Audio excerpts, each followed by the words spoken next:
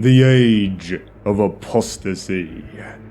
Blackest of ages, saddest of times, let none give name to he that laid us low.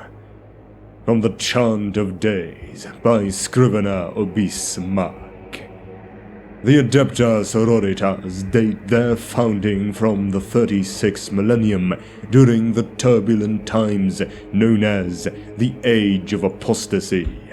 During this age, the ecclesiarchy held nigh total power, which it used to ensure that every single subject of the Emperor in the Imperium paid their dues, both spiritually and financially, to the duly appointed officers of the faith. In time, the Monasterium exercised such power that it began to dictate the policies of the ruling Senatorium Imperialis of the High Lords of Terra. The Ecclesia came to be viewed as speaking with the authority of the Emperor himself, and he influenced every aspect of the governance of the Imperium. Perhaps it was inevitable that the other great bureaucracies of the Imperium should grow resentful of the Monasterium. The Adeptus Administratum in particular found its own powers greatly curtailed, for the Monasterium's tithes took precedence over its own raising of funds and resources, leaving little in the coffers to pay for the running of the secular components of the Imperium. The Administratum's political influence soon waned so far that the Monasterium was able to dictate policy in secular matters as well. The raising and deployment of armies, the prosecution of wars, the commitment of significant imperial resources, and the appointment of sector lords all fell under the effective control of the Monasterium. In time, other institutions began to distrust its power, and the Adeptus Astartes and the Adeptus Mechanicus in particular became increasingly estranged from the Monasterium-dominated imperial government. As if the situation could not get any worse, the entire Imperium was soon plunged into even deeper despair. The incidence of warp storms, a phenomenon that cuts off vast swaths of the Imperium space from interstellar travel and communication, increased by an order of magnitude. The warp began to seethe with roiling energies which bled forth into real space, making travel between anything other than worlds in the same planetary system increasingly perilous. Central governance of worlds, limited to periodic contact at the best of times, entirely collapsed. Where the black ships of the Adeptus Astra Telepathica were unable to get through, entire populations fell to demonic incursion or enslaver domination. Civil war and anarchy beset the Imperium, with those planets that remained accessible being ruthlessly suppressed by the increasingly brutal Fratres Templars. Seeing that their foes were tearing themselves apart, the myriad enemies of humanity struck. The traitor legion sallied forth from the Eye of Terra, using their own blasphemous sorceries to strike planets otherwise cut off from outside aid. Orcs traversed the warp in their ramshackled space hulks, uncaring where the tides of the Empyrean regurgitated them and wreaking havoc in regions previously beyond their reach. The Drukhari used their webway to freely navigate the galaxy and struck wherever they desired, dragging millions of captives screaming to their infernal realm of Kamorah to suffer tortures and degradations beyond a sane man's imagination. The entire Imperium was gripped by an apocalyptic frenzy of doom and anarchy. Countless new sects sprung into being, many proclaiming that the God Emperor was enacting his final judgment upon mankind and that the end times were at hand. No world was untouched by the anarchy, as whole populations rose up in increasingly bizarre and extravagant acts of penance and self-flagellation. Anyone who dared attempt to reason with such doomsayers were declared heretics, and world after world tore themselves apart in an orgy of bloodletting and violent penance. Onto this doom-laden stage stepped the insane Gauj Vanda, the 361st Master of the Administratum, a position he had attained by the ruthless application of bribes, threats, and outright assassination. A strident opponent of the Monasterium, Vanda had plotted against it for many standard years. Shortly before his ascension to the rank of High Lord, he brought about the selection of a man of his own choosing to head the ecclesiarchy, ensuring that none could stand before his subsequent rise.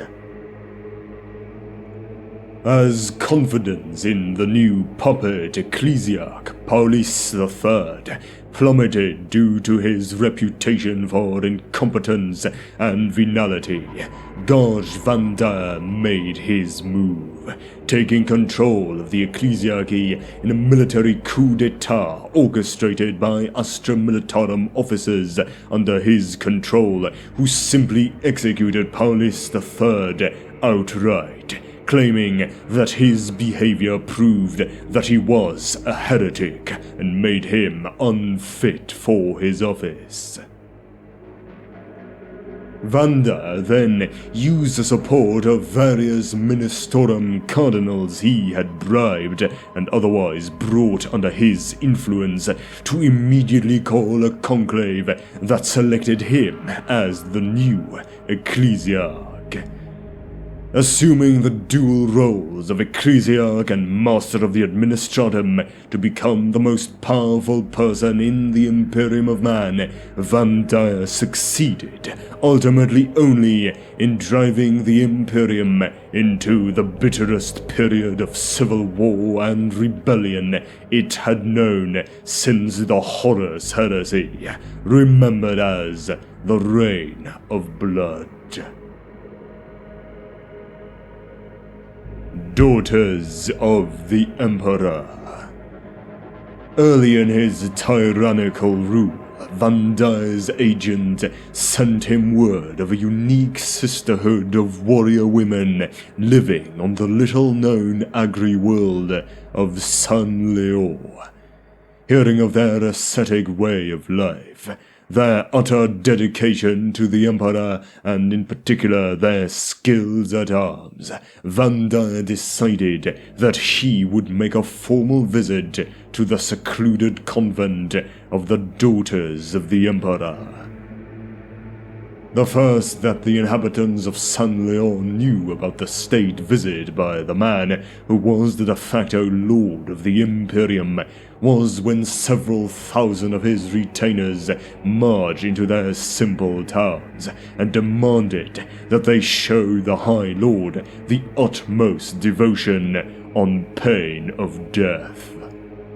Images of these vast processions were recorded by the spy lenses of hundreds of servo skulls and disseminated across every world in the Imperium not cut off by the raging warp storms. The image of the High Lord Vandar being "Welcome to San Leo" became a staple of ecclesiarchy propaganda. When at last the vast cavalcade reached the gates of the convent in which the daughters of the Emperor resided, Vandar found them barred and closed. The voice of the gatekeeper informed the High Lord that the daughters of the Emperor recognized only the authority of the God Emperor himself, and would open their gates to no man. Vandar's attendants cringed in anticipation of an explosion of rage. Yet, uncharacteristically, the High Lord remained calm. In a serene manner, Vandar told the gatekeeper that he would prove that he spoke with the authority of the Emperor himself, if they would allow him to enter their convent with but a small bodyguard. The daughters of the Emperor acceded to his request, and the High Lord and a small group of his retainers were led into the central courtyard. There, he announced to the gathered sisters that he would prove that the Emperor's grace was upon him, and that should he lie, he would be slain. He brandished his rosarius and ordered one of his bodyguards to shoot him. The man was dumbfounded and fearful of harming his master, but Vandar insisted. Forcing his trembling hand to stillness, the guard aimed his las pistol straight at Vandar's heart and fired. Vandar was consumed in a blinding white light, and when the vision of the gathered witnesses had cleared, they saw that he stood unharmed before them. All in the courtyard went down upon their knees, and the daughters of the Emperor proclaimed their fealty to High Lord Vandar. In truth, he had tricked the sisters, gambling that they would never have seen a rosarius. It was the energy field projected by the generator within the ornate medallion that had turned the guard shot, and not the protection of the Emperor. Nonetheless, the daughters of the Emperor promised themselves to serve their new master, and at his word changed the name of their order to the Brides of the Emperor. The sisters became his personal bodyguard, and their skill at arms was enhanced by training in the finest weapons and armor the High Lord could provide. The brides would stand at his side wherever he went, and they were both his bodyguards and his executioners. Word of their dedication spread across the worlds of the Imperium, and none who entered the High Lord's presence would so much as look at him askance under the silent, watchful gaze of the Brides of the Emperor. The Terran Crusade. Countless millions soon burn in the fires of Vandar's reign of blood. It was during this dark, forbidding time that a reformist sect known as the Confederation of Light emerged and denounced Vandir as a traitor. Led by the preacher Sebastian Thor, the Confederation of Light spread its message of a church dedicated not to politics and the secular rule of the Imperium, but to the compassion and mercy of the Emperor to a brutalized people only too ready to throw off the yoke of oppression.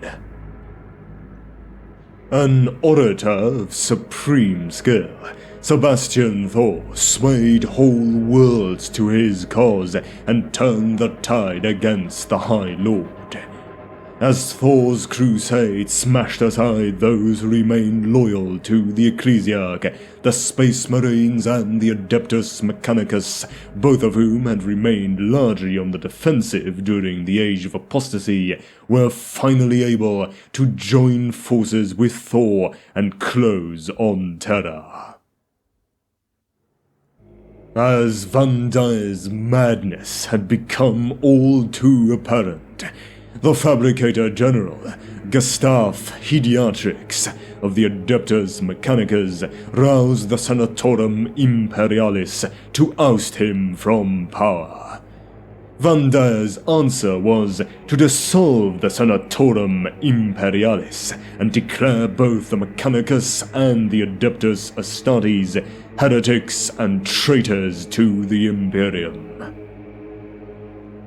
This affront made the Space Marines reconsider their neutrality towards him and the reign of blood in general, and at the height of the Age of Apostasy in 378 M36, an elite Space Marine strike force composed of forces drawn from the Imperial Fists, Black Templars, Firehawks, Soul Drinkers, and the forces of the Adeptus Mechanicus assaulted the renegade High Lord Gorge Vandir's seat of power, the massive ecclesiastical palace on Terra.